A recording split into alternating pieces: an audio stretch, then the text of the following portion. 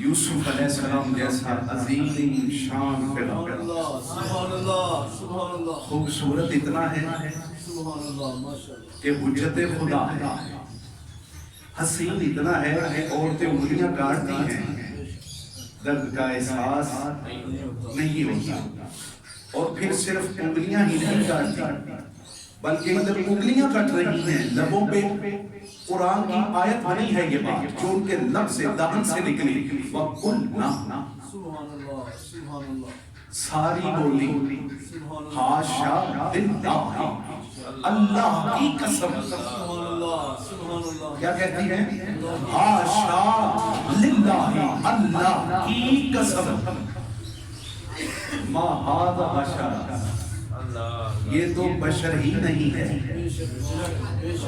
یعنی کمال یوسفی کو دیکھ کر پیچھے تک جو آواز سن رہے ہیں اپنی سماعت کو بیدار کرنا، کمال یوسف علیہ السلام کو دیکھ کر عورتیں کافرہ ہیں، لوگوں پہ اللہ کی قسم آئی اور اللہ کی قسم اٹھا کے بشریت کا انکار کرتی ہیں کہ اتنا خوبصورت اتنا صاحب کمال یہ بشر ہو نہیں سکتا، اور وہ کیسا امتی ہے کلمہ بھی رسول کا پڑھے اور کہے ہمارے جیسا بشر ہے۔ ذرا غور کرو جملے پر، آیت پیش کرو روایت نہیں کہتی ہے ماں بشر، یہ بشر ہی نہیں رہی ہے، کیا ہے ملک کریم، یہ تو کوئی بزرگ فرشتہ ہے، یہ تو کوئی بزرگ ملک ہے، یعنی صرف فرشتہ نہیں کریم فرشتہ، بڑا تکریم والا بڑا بزرگ فرشتہ، کیونکہ شرافت کے انداز دے چکی تھی، اتنی خوبصورتی اس قدر عظمت، لیکن پھر بھی نگاہ جھکی ہوئی ہے اٹھی نہیں، کہتی ہے یہ تو کوئی بزرگ فرشتہ ہے۔ ذرا غور کریں، جس کے کردار کی ضمانت کفر دے اسے رسول کہتے ہیں۔ سبحان اللہ سبحان اللہ، نعرہ تکبیر، نعرہ رسالت، نعرہ رسالت، نعرہ تحقیق، نعرہ حیدری۔ ذرا غور کریں کہ کردار کی ضمانت کون پڑھ رہا ہے؟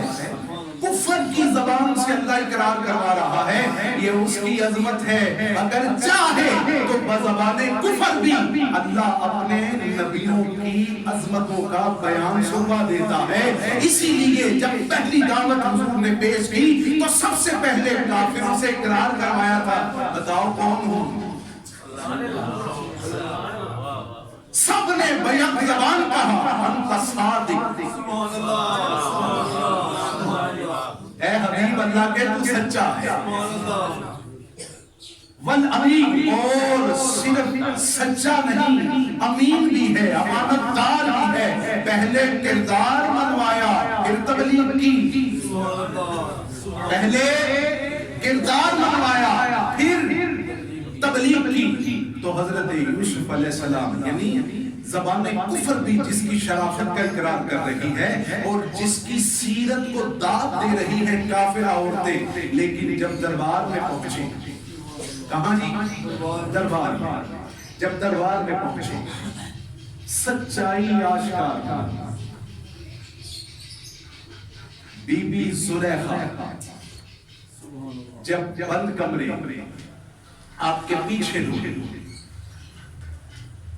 دروازے کے قریب پہنچے یوسف علیہ السلام، دروازہ خود کھلا، دوسرا دروازہ خود کھلا، تیسرا دروازہ خود کھلا، چوتھا دروازہ خود کھلا، آپ جاتے گئے دروازے خود بخود کھلتے گئے، جب سارے دروازے کھلے آخری دروازے پر عزیز مصر آیا، اس نے دیکھا، کہا یہاں بہت کچھ ہے جو غور طلب ہے، کیا ماجرا ہے؟ عورت اپنی فطرت کے مطابق بولی اس شخص کے ساتھ کیا کیا جائے جو ایک شخص کی امانت میں اس کی پیٹھ پیچھے خیانت کرے۔ عزیز مصر نے جب یہ سنا کردار نبوت پر اتنی اٹھائی گئی، قربان جاؤں پروردگار کی عظمت پر، ذرا پیچھے تک جو سامنے بیٹھے ہیں نقطہ بڑی توجہ،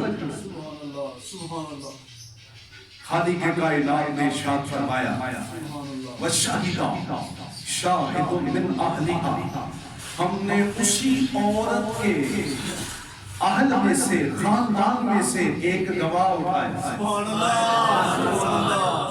اہل ہے اس عورت کا، خاندان ہے اس بیٹی کا، ہم نے اسی کے اہل میں سے ایک شاہد کیا دیا، ایک شاہد. بڑی توجہ. وَالشَّاهِدَ شاہد من اہلیہا، اسی عورت کے اہل میں سے ہم نے ایک شاہد، ایک گواہ کھڑا کیا. گواہ کیوں ہے؟ دودھ پیتا بچہ بول سکتا نہیں، گفتگو کر سکتا نہیں، بول سکتا نہیں، لیکن بلانے والے نے بلوایا. ماں کی گود میں دودھ پیتا بچہ کلام کرتا ہے، کہتا ہے اگر یوسف علیہ السلام کا کرتا آگے سے پھٹا. گواہی دیکھو کتنی محکم ہے. صرف گواہی نہیں، گواہی میں سارے معاملے کی جانچ بھی ہے، گواہی کے ساتھ دلیل بھی پیش کر رہا ہے. اگر کرتا آگے سے پھٹا ہے تو پھر وہ لفظ آگے کہ پھر یہ عورت سچی ہے، اور اگر کرتا پھٹا ہی پیچھے سے ہے تو یہ عورت جھوٹی ہے. جب دیکھا تو وہ کرتا پیچھے سے پھٹا تھا. عزیز مصر کہنے لگا یہ تم عورتوں کا ہی مکر ہے. نعرہ تکبیر، نعرہ رسالت، نعرہ رسالت، نعرہ رسالت، نعرہ تحقیق، نعرہ حیدری. ذرا جاگنا. اب اس منزل پہ لے آیا جہاں میں نے نتیجہ دینا ہے. ایک شاہد جسے اللہ نے ماں کی گود میں سے منتخب کیا، وہ گواہی دیتا ہے، اتنی پکی دیتا ہے، اتنی بصیرت سے دیتا ہے کہ اس کی گواہی کو سن کر عزیز مصر کہتا ہے یہ تم عورتوں کا ہی داؤ ہے، یوسف علیہ السلام سچے ہیں. ذرا غور کرو کہ جب ماں کی گود میں چنا گیا شاہد اتنی پکی گواہی دیتا ہے، اور جس کے لیے خالق فرمائے یا ایھا النبی انا ارسلناک شاہدا ومبشرا ونذیرا.